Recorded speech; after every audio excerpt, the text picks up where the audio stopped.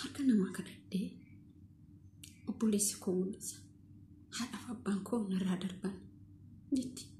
Daa'imni kun daa'ima waggaa 9 yookiin 8ti.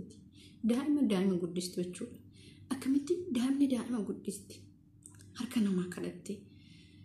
Assalamu alaikum warahmatullahi wabarakatuh. Jirtu akkam nagaa keessan fi keessan isin jecha anillee nagaa koota alhamdulillah galata rabbii. Jirtu akkam nagaa keessan Ramadaan maal fakkaata hordoftoota fi kabajamtoota maatii chaanaalii kootii kan taatan anis nagaa koota alhamdulillah rabbil alamin har'a geenye jirra. Ramadaanni guyyaa torbaffaa lakkoofsifnee jirra. Wallahi Ramadaanni baranaa waa tokkoyyuu namatti fakkaatu alhamdulillah rabbil alamin. Akkam hojiin maal fakkaata hojiin isin bira akkamii isin jechuu barbaada ana bira wallahi hojiin alhamdulillah maashaallah tabarakallah. Waan sa'aatii joofiitti koo namni rafnii maal jedhanii viidiyoo waraabu turu malee hojiin kee maashaallah tabarakallah. Asii meeshaa waliin bu'aa jiranii viidiyoon irra qabadhee isinii dhufe viidiyootti darbiin duratti viidiyoo kana like share subscribe gochuun hamma dhumaatti dhaggeeffadhaa koomentii barreessaa mee isinoo wantoonni akkanaa kuni yookiin qaamaan argitanii beeytanii biyya keenya keessatti jechuudha.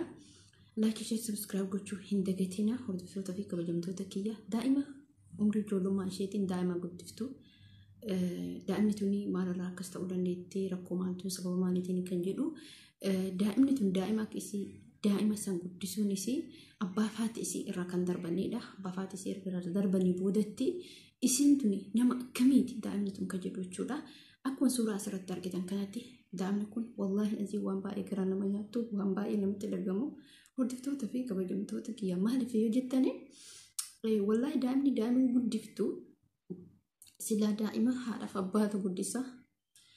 Garuu daa'imni tuni akka nama guddaatti yaaddee obboleessa kiyyan gatu jettee obboleessa siisan kadhattee nyaachiftee guyyaatti argattu qarshii 50 biyya keenya keessatti jireenya biyya keenyaa hin beektu.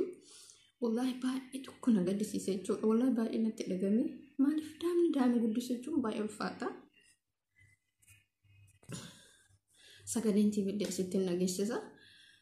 Wallahi mucaan kuni mucaa jabduudha.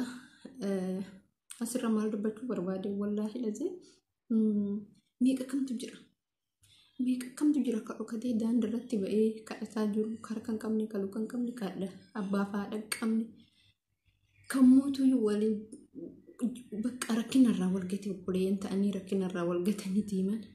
Biyya keenya san keessatti abbaan daa'ima tanaa sababa maaliitiin lafeen isaan darbite tokkoffaa sababa lolaatiin lola deemee lola saniitiin wallahi biyya keenya saniif loluun namni gaafa lolatti seenu gaafa hidhatu biyya bilisoomsinaa jedhee hidhata. Garuu immoo bilisummaa odoo hin taane ilmaan ofiitiif nasbee ofii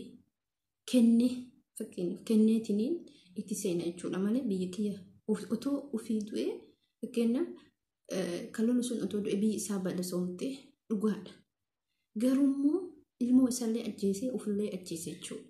Maaliif biyya keessatti loltee biyya duroomtuu miti biyya mirga argattuu miti jechuudha. Abadan hamma otoo wanti duguugamee yoo lafarraa biyya bilisoomtuu miti. Maaliif nama hin qabdu jechuudha.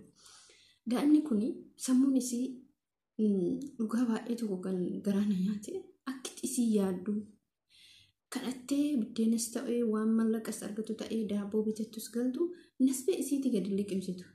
Daa'ima obboleessi isii sanii galti meelaalaa gisee amma guddaanuyyuu akkatti yaada wallahi obboleetti akkasuma isiin kan itti baqattee abbaa faati ishee darbinaan gara adaadaa isii na fakkaata. Wallahi dalaguun daa'ima kana baay'ee tokko namatti dhagama. Meeqa kamtu jira kararratti ba'e biyya keenya keessa waan ijaan arginee beeknus jira wanni mootuyyuu argines jiraachuu danda'a. Meeqa kamtu wallahi lazee obboleeyyan kiyya baay'ee tokko garaa nama nyaata. Wallahi baay'ee garaa nama nyaatti maaliif umrii isii kanarraa daa'ima guddisuu jechuun ana gara wallahi baay'ee natti dhagame. Maaliif hoo jettanii silaa nama isii guddisuu sotte namatu isii guddisaa. Garuu immoo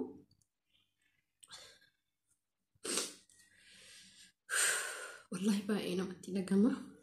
Daa'ima kana garuu carraa kan argattee alhamdulillah rabbil alamin carraa kana argattee fayyadamtee odoo miidiyaan guddaan jiraatee biyya keenya san keessatti meeqa kamtu jira. Har'a isii tana takkitti qofaa miti, daa'ima kana qofaa miti, meeqa kamtu miliyeenan jira bar biyya keenya san keessa. Lafa Finfinnee jedhamtu san keessattis akkasuma dhugaa biyyi sun ani beeku. Kanaaf isin jechuu barbaada warroonni miidiyaa gurguddaa qabanii utuu wantoota akkanaa kana baasanii gara miidiyaatti dabarsanii gara miidiyaa beeksisanii wallaahi lazii waan guddaa jechuudha akkas godhuun kun. Amma carraa qabdi jechuudha daa'imni kun hamma tokko carraa qabdi alhamdulillaahi. Maaliif ree daa'imni kun aduun jennee qorran jennee rooban jennee waa hundumaa nu fudhatte akka nama guddaatti yoo beeloftullee ta argattu san obboleessa isiitii galte obboleessa isii san gorchiti. Maaliif ree kun obboleessa kiyyaa foon kiyyaa tiruu kiyyaa gara fiduun qabu kan jettu jechuudha. Daa'imni kun akka nama guddaatti yaaddee wallaahi lazii baay'ee tokko namatti dhagama. Maaliif hojjettan obboleen kiyyaa dhokatee kan jiru meeqa kamiidha. Asirratti dhokatee kan jiru meeqa kamii. Rabbiin biyya keenya san biyya nuuf rabbiin nuuf haa bilisoomsu. Walla biyyoota ambaa keessallee rakkoon utumaa jiruyyuu ka biyya keenya sun adda. Karaa irratti bahee kadhatu meeqa kamtu jira. Manna haaraa kan dhaabatu meeqa kamtu jira. Magaalaa keessatti meeqa kamtu jira. Kadhataan kun amma carraa qabdii daa'imni kun jechuudha. Bakka rabbiin carraa kan isii baasee jedha. Wallaahi wanni baay'ee dubbachuun barbaanne hordoftoota fi kabajamtoota kiyya hammuma natti dhagame wallaahi baay'ee natti dhagame jechuudha. Dhugaa dubbachuuf yeroo daa'ima kana argetti baay'ee tokko natti dhagame. Bakka rabbi carraa isii baasee fi warroota ammallee rakkatanii jiran rabbiin carraa isaanii akkanumatti isaanii haa baasuu jedha. Obboleen kiyya viidiyoo kana like share subscribe gochuu hin dagatinaa please. Nama hunda biraan gaa akkasuma bar hin jira namoota meeqatu amma daa'imni sammuudhaan dhibbatee jira. Daa'imni namni waa hedduutu jira biyya keenya san keessa jechuudha. Kanaaf hamma dandeettanii takka lama yoo dhageeffate namni hangasuma qarqaaruu danda'a. Gara biraatillee dubbate dhiifama. Akkasii jechuu barbaadaa hordoftoota fi kabajamtoota kiyya. Please viidiyoo kana share like subscribe naa godha. Hamma viidiyoo biraatiin walitti deebinutti nagaan turaa isin jedha. Ramadaanni keenyallee akka ajaa'ibaatti dabarsaa jira. Alhamdulillah rabbil alamin. Fayyi tokkoffaa fayyaa nuu kenne fayyaa keenyatti alhamdulillah jechuudha. Lamaffaa harkaa luka keenya qabaannee fayyaa qabaannee dalagachuu irratti alhamdulillah rabbil alamin jechuun nurraa barbaachisaadha. Obboleen kiyya hordoftoota fi kabajamtoota kiyya maaliif yoo jettanii namni harkaaf lukaaf waan ittiin dalagatu qabu ija qabu gurra qabu ittiin dhagahu waan qabu alhamdulillah jechuun barbaachisaadha. Maaliif qabaatte taanaan kana shanan fayyaa kee qaama kee guutuu qabaatte taanaan hin dalagatte jechuudha. Daa'imni kun amma qaama isiitii guutuu taanaan waa hunda ba'aa hunda qorra maaliin jenna hunda dandeettee dalagattee ilma obboleessa isii daa'imni xiqqoon akka abbaa akka haadhaa taatee akka buutee guddiste jechuudha.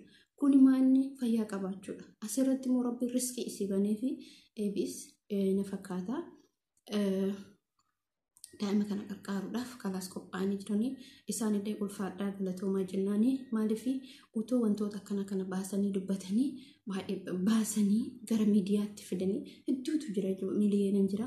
Kanaafuu isin irratti dheeressee jira. Assalaamu alaikum warahmatullaahi wabarakaatuh.